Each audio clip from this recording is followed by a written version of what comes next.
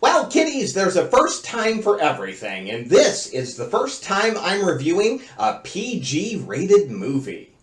Not counting the stuff that didn't get a rating, my prior lowest point was PG-13, mostly because the kind of trash I want to review tends to not be the stuff you bring your kids to see. Or the stuff you don't want to watch while your parents are with you. But never fear, my nasty ne'er-do-wells, because even though this one's got a low rating, it's still a trauma flick. 1986's Monster in the Closet, a putrescent little potboiler about,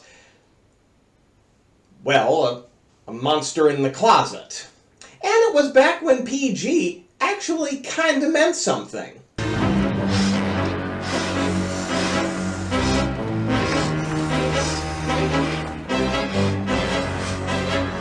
So what can we expect from this family-friendly fright? Open up that closet door and let's find those long-lost Christmas presents to slap up onto the sleaze docket. We have 6 dead bodies, 1 dead dog, 0 cups blood, 2 naked breasts, gratuitous time and location text, gratuitous blind person shtick, gratuitous spitoonery, gratuitous shower interruptions, gratuitous glockenspielery, jaded cop cliche, gotta check this out cliche, cat jump scare cliche, spinning newspaper exposition cliche, bloated military budget explosion montage cliche, dramatically timed thunderstorm cliche, 13-year-old Paul Walker, 11-year-old Fergie, 132 seconds of John Carradine, intro narration, boom mic cameo, Clark Kent kinkery, subtle Nestle product placement, death by mouth tentacle, 1 knockout punch, 1 exploding mannequin, 1 DIY monster killer construction montage, Paul Walker tug-of-war, and wacky 80s vegetarianism. Our movie begins in Chestnut Hills, California. Wednesday, April the 21st, at the Delta Phi Pi sorority. 11:15 a.m. Oh boy. After a co-ed is dragged into the closet for a violent makeover montage, we cut to a blind John Carradine violently swinging his cane in an effort to get his dog to bring him his slippers. The dog is found dead and hanging in the closet, and John is given his own wardrobe wallop. We then join a child-aged Fergie in her very first acting gig, and only slightly more annoying than she was with the Black Eyed Peas. And I got a feeling that tonight's going to be a bad, bad night for this kid.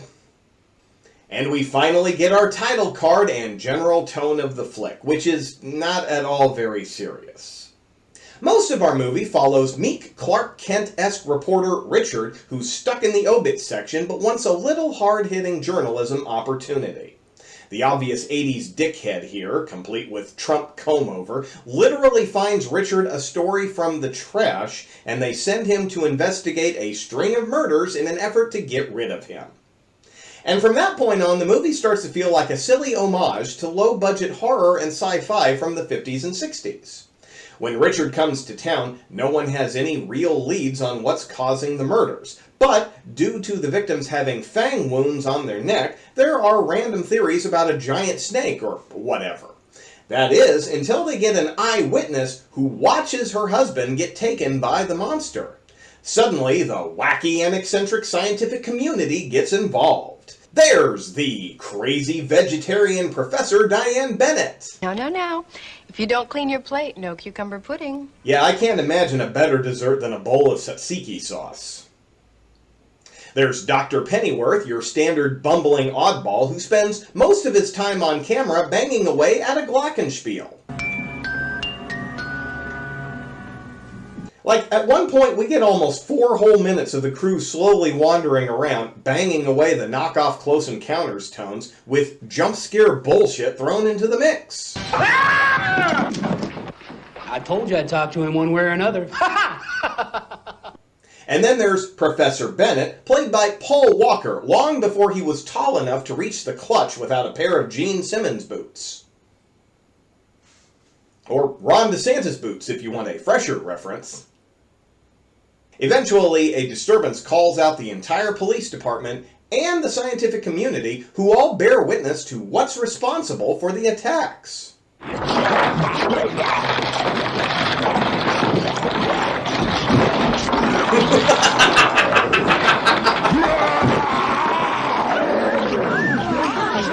It's your standard static-faced guy-in-a-suit monster sounding a little too much like the Tasmanian Devil and borrowing some tricks from the Xenomorph. It flips a car over while police shower it with bullets that don't even faze it. And now that there's actually a story in this small town, Trumpy douchebag shows up to steal Richard's scoop. We get some silly romantic side plot where Diane goes all gooey anytime Richard takes his glasses off. Oh, kiss me beneath the milky twilight. Lead me out on the moonlit floor. The military moves in and takes over the town, even though they show proof that the monster has been spotted all across the country. We get a confrontation to show that the beast can even stand up to a friggin' tank, and the military evacuates the town. Again, from a beast that can travel to closets all over the nation, possibly the world. Based on very flimsy guesswork and hearsay, Richard and Diane build an electric trap for the creature and sacrifice a perfectly good clown mannequin with a front butt to test it out. Eventually, they manage to lure the monster into the trap, and it fails spectacularly. Our crew heads up into the attic, where they become trapped, but Richard's glasses get knocked off, and, just like Diane, the monster gets all gooey.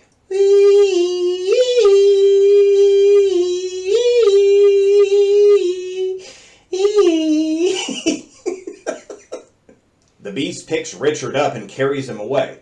But since this is a PG movie, I'm pretty certain we're not going to see the monster take Richard on a tour of the closets in Pound Town, if you catch my drift. And that's when Bennett gets the great idea. To destroy the monster, we must destroy all closets. Go out and destroy every closet you can find. Every closet in the world. Whether you have to chop them down, burn them down, or blow them up. And people actually fucking do it.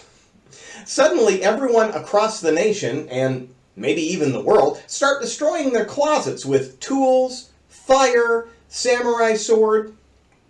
And in a post-COVID world, it's pretty interesting that the most unbelievable thing in a closet monster horror movie is that the science community goes on the news to tell people what to do to save their lives, and the people just fucking do it. If they tried that today, you'd see Fox News and Joe Rogan rallying their shit-for-brains audiences into joining the Closet Keepers movement. I'm just asking questions. But isn't it convenient that the supposed monster is found primarily in California? It's just more of the liberal indoctrination making sure that we all come out of the closet. Well, I don't know about you, but I plan to stay firmly locked up inside my closet, and no one will ever make me leave. We'll see you on Monday. Now faced with no more ability to transport, the monster hikes on foot to San Francisco, to the last remaining broom closet in the state, apparently. But instead of going in, it turns around and just dies in the street. Oh, no. It wasn't the closet. It was beauty killed the beast. Boys! Boo! Boo! Rubbish! Filth! Slime! Muck! Boo! Boo! Boo! And then, it's over. Go home, my friends. Go back and rebuild your closets.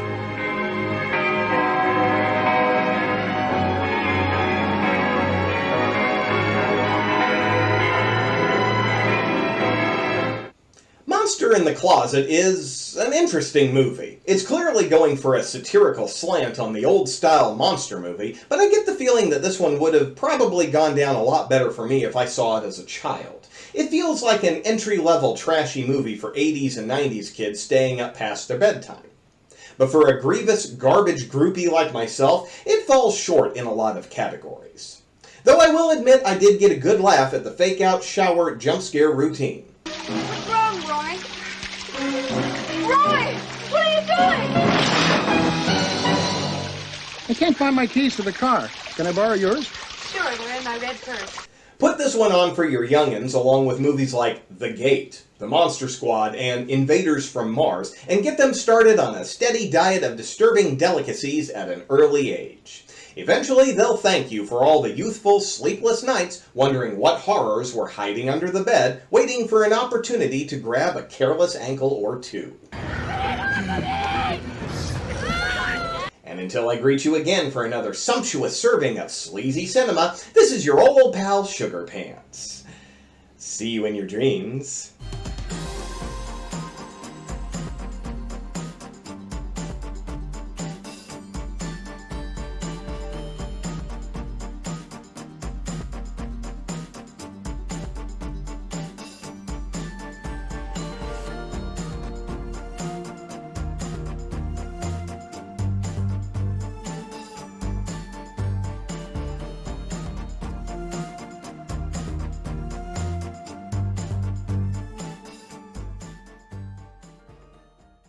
Here's General Franklin Turnbull, head of Army Operations, who may be able to give us some further information. General Turnbull, once the town has been safely evacuated, what do you plan to do next? You tell me, I don't know how to stop the son of a bitch.